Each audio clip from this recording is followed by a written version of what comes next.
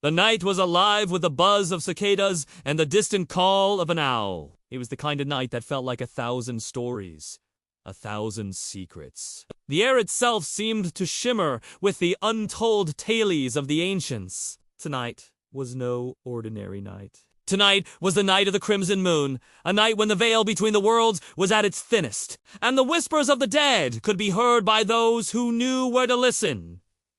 Anya knew where to listen. She stood at the edge of the whispering woods, her fingers trailing along the rough bark of an ancient oak. The leaves rustled above her, and she could have sworn she heard a woman's voice, singing a song of sorrow and loss. The song drifted on the wind, a mournful melody that tugged at Anya's heartstrings. She wasn't the only one who had come to the woods tonight. A young man stood a little way off, his face pale in the moonlight, his eyes fixed on the forest floor. He, too, was listening for the whispers of the moonlit night. His name was Liam, and he, like Anya, had a question that needed answering, a secret he needed to uncover. They had met at the edge of the woods, drawn together by an unseen force. And now they stood together in silence, listening to the secrets the night had to tell. The air grew colder, and the shadows in the woods seemed to deepen, taking on a life of their own. The scent of damp earth and decaying leaves filled Anya's nostrils,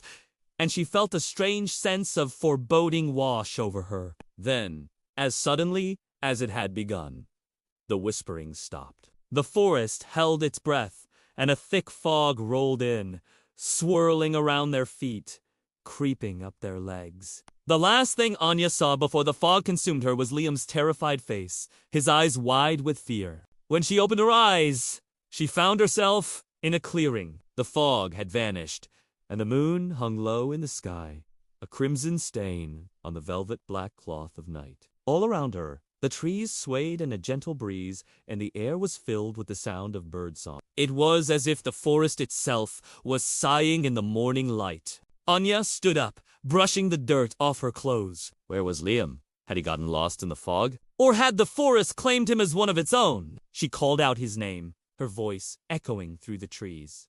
But there was no answer. Only the wind answered her, rustling the leaves in a mocking cadence. Anya wandered through the forest, calling Liam's name until her throat was raw.